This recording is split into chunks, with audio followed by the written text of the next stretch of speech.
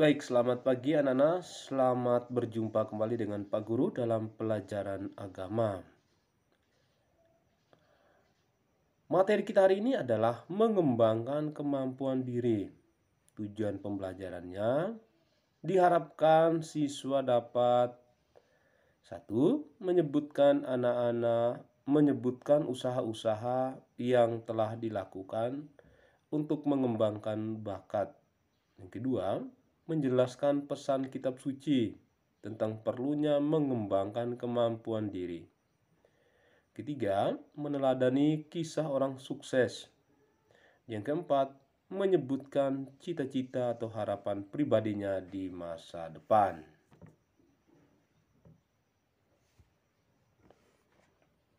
Oke, kita lanjut. Sebelumnya, mari kita berdoa. Dalam nama Bapa dan Putra dan Roh Kudus. Amin. Allah Bapa dalam surga, puji dan syukur kami haturkan kehadirat-Mu.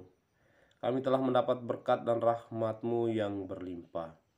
Kami telah memperoleh kemampuan untuk kami banggakan, untuk kami kembangkan dengan baik lewat belajar. Karena itu ya Bapa, berkatilah kami dalam kegiatan pembelajaran hari ini, agar kami semakin menyadari tugas dan kewajiban kami, yaitu belajar dan mengembangkan talenta yang Engkau tanamkan dalam diri kami masing-masing.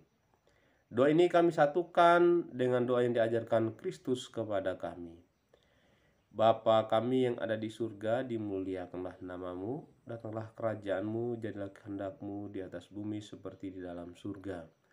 Berilah kami rezeki pada hari ini, dan ampunilah kesalahan kami, seperti kami pun mengampuni yang bersalah kepada kami, dan janganlah masukkan kami ke dalam pencobaan, tetapi bebaskanlah kami dari yang jahat. Amin. Bapa dan Putra dan Roh Kudus. Amin.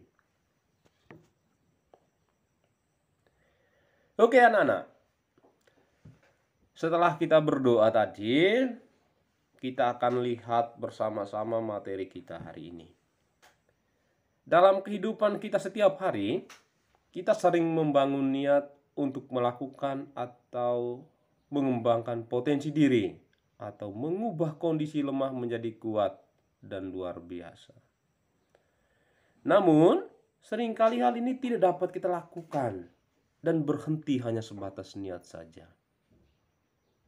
Tentu, kita bertanya kenapa? Saya kok tidak bisa ya? Hanya sebatas niat saja itu kenapa?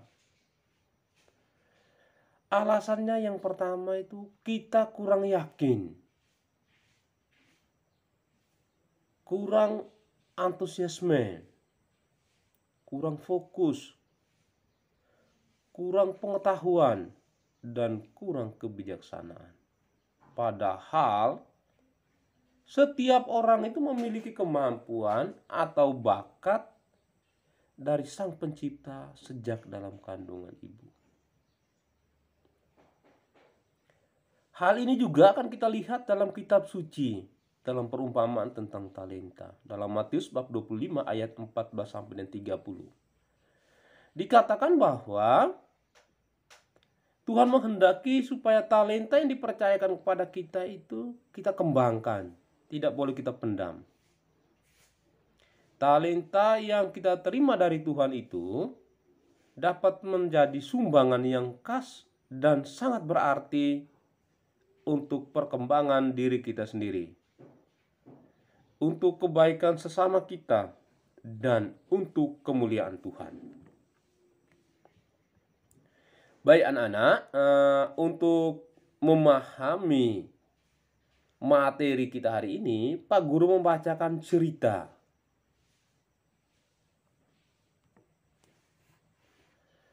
Pak Guru membacakan cerita Tria Monika Dewi, sang juara dari SD Yosudarso, Cisantana, Cigugur. Kita tentu sering dengar, di mana ada kemauan, di situ ada jalan. Di mana ada kerja keras, di situ ada kesuksesan. Itulah ungkapan yang mewakili semangat hidup Tria Monika Dewi, teman kita yang duduk di kelas 4 SD Yosudarso, Cisantana, Cigugur, Kuningan. Berkat prestasinya, ia telah mengukir prestasi untuk dirinya, untuk sekolah, dan masyarakat di wilayahnya. Awalnya dia berhasil membawa 6 trofi dari berbagai lomba mata pelajaran dan lomba peserta didik berprestasi yang digelar di tingkat kecamatan. Adapun prestasi yang melambungkan namanya adalah yang pertama, juara pertama lomba mata pelajaran matematika tingkat kabupaten. Kita bisa bayangkan seperti apa itu ya. Kedua, juara pertama lomba mata pelajaran matematika tingkat kecamatan. Juara pertama lomba peserta didik teladan, peserta didik berprestasi tingkat kecamatan Cigugur. Juara kedua lomba olimpiade IPA tingkat kecamatan. Juara kedua lomba bahasa Indonesia tingkat kecamatan. Juara ketiga lomba olimpiade matematika tingkat kecamatan. Sebagai buah dari kerja keras dan semangat belajarnya, Tria Monika Dewi yang tinggal di desa Cisantana, Kecamatan Cigugur, Kabupaten Kuningan, meraih juara pertama lomba mata pelajaran matematika, menyisihkan 31 peserta dari 32 kecamatan yang ada di kabupaten tersebut. Tria pun menjadi finalis tingkat provinsi. Ia bangga dapat meraih gelar sebagai juara ketiga lomba mata pelajaran matematika di tingkat provinsi. Putri bungsu dari Bapak Gunawan ini senantiasa berpenampilan sederhana, artinya dia tidak sombong. Dengan pakaian seadanya, tidak menganggap remeh orang lain. Bahkan ketika diumumkan dalam upacara bendera, ia menyadari bahwa prestasinya yang ia peroleh itu bukan semata-mata karena usahanya, melainkan berkat doa dan dukungan dari keluarga serta para gurunya. Ia berterima kasih kepada tim guru pembimbing, khususnya yang dibentuk oleh Kepala SD Yosudarso Cisantana.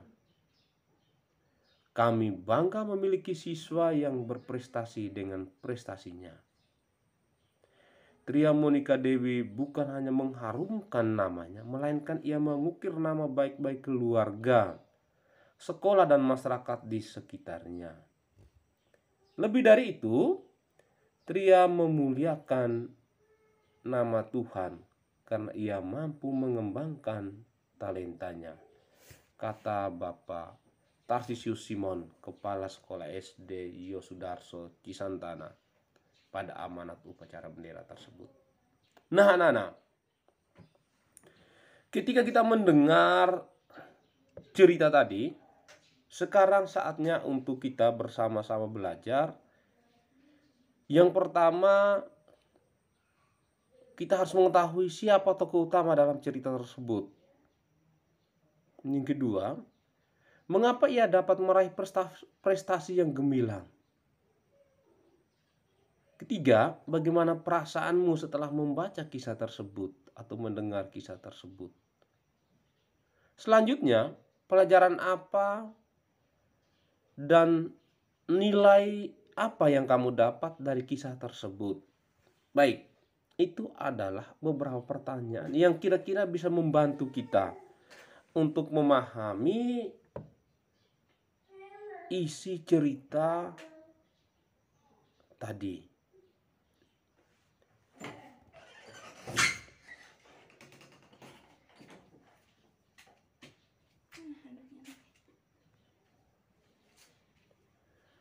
Baik anak-anak, kita lanjut. Sebagai kesimpulan dari pertanyaan yang Pak Guru berikan tadi, Tria Monika Dewi merupakan siswi SD Yosudarso Cigugur, merupakan salah satu contoh yang baik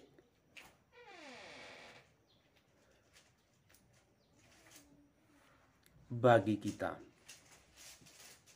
Ia tentu mengalami banyak tantangan dan hambatan, baik dari dalam dirinya maupun dari lingkungannya. Tetapi bukan berarti dengan hambatan atau tantangan yang dia alami membuat dia putus asa. Justru dia semakin bersemangat. Ia menyadari bahwa prestasinya juga merupakan hasil dukungan dari orang-orang di sekitar, yakni orang tua, guru, dan teman-teman. Ia bersyukur kepada Tuhan yang telah memberikan talenta bagi dirinya. Jadi, yang membuat kita itu bisa berkembang, itu yang pertama itu orang tua, yang kedua guru, dan yang ketiga teman-teman. Selanjutnya, kita juga bisa melihat bahwa kemampuan-kemampuan yang kita miliki itu kita harus dalami, kita harus pelajari. Baik, dari cerita ini kita akan melihat bagaimana dalam kisah talenta yang terdapat dalam kitab suci. Dalam Matius bab 25 ayat 14 sampai dengan 30. Nanti anak-anak silahkan membaca ya. Dari Injil Matius bab 25 ayat 14 sampai dengan 30. Kemudian setelah membaca, anak-anak menjawab pertanyaan nomor 1 sampai dengan nomor 4. Pertanyaan nomor 1 sampai dengan nomor 4.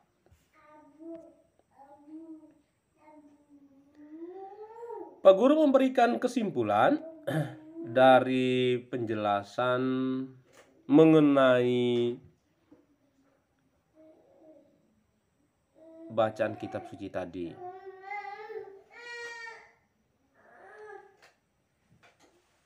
Yang pertama, hamba yang menerima 5 talenta itu berkata, "Tuan, 5 talenta Tuhan percayakan kepadaku. Lihat, aku telah beroleh laba 5 talenta." Bagaimana tanggapan tuannya? Tuannya menanggapinya dengan senang dan memberikan dia kebahagiaan hidup. Hamba yang menerima 2 talenta juga berkata, "Tuan, 2 talenta Tuhan percayakan kepadaku. Lihat, aku telah beroleh laba 2 talenta." Tuannya menanggapi dengan senang dan memberikan dia kebahagiaan hidup. Hamba yang menerima 1 talenta, "Tuan, aku tahu bahwa Tuhan adalah manusia yang kejam, yang menuai di tempat di mana Tuhan tidak menabur.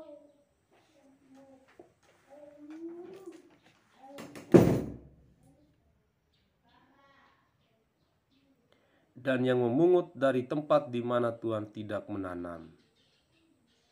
Karena itu, aku takut dan pergi menyembunyikan talenta Tuhan itu di dalam tanah. Ini terimalah kepunyaanmu." Bagaimana tanggapan tuannya? Tuannya menjadi marah karena hamba yang satu ini pemalas, maka ia mendapat ganjaran hidup yang sengsara. Itu tadi adalah kesimpulan dari materi kita hari ini. Anak-anakku, sebagai bahan refleksi kita bersama, Tuhan memberikan kepada kita talenta atau kemampuan atau bakat yang berbeda-beda, dan hendaknya kita kembangkan dalam hidup kita. Sebagai peserta didik, bakat atau kemampuan yang khas itu kita kembangkan dengan belajar dan latihan yang tekun. Semua orang dapat menjadi cerdas jika mau belajar dengan tekun dan disiplin, rajin membaca buku, dan selalu berdoa. Apakah aku termasuk anak yang tekun belajar? Apakah aku memiliki sikap disiplin? Itu adalah refleksi kita bersama. Sebagai penutup, Pak Guru masih memberikan kesempatan kepada anak-anak. Jika ingin bertanya, silahkan bertanya lewat WA pribadi. Kemudian,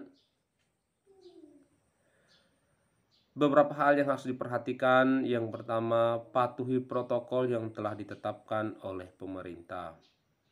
Kedua, tekunlah belajar di rumah. Rajin-rajinlah mengerjakan tugas yang diberikan oleh Bapak dan Ibu Guru. Yang berikutnya, yang terakhir adalah Tuhan Yesus memberkati kita semua. Baik anak-anak, demikianlah materi hari ini yang Pak Guru sampaikan kepada anak-anak. Ingat, Pak Guru masih membuka kesempatan untuk bertanya jika ada yang tidak mengerti lewat WA pribadi ya.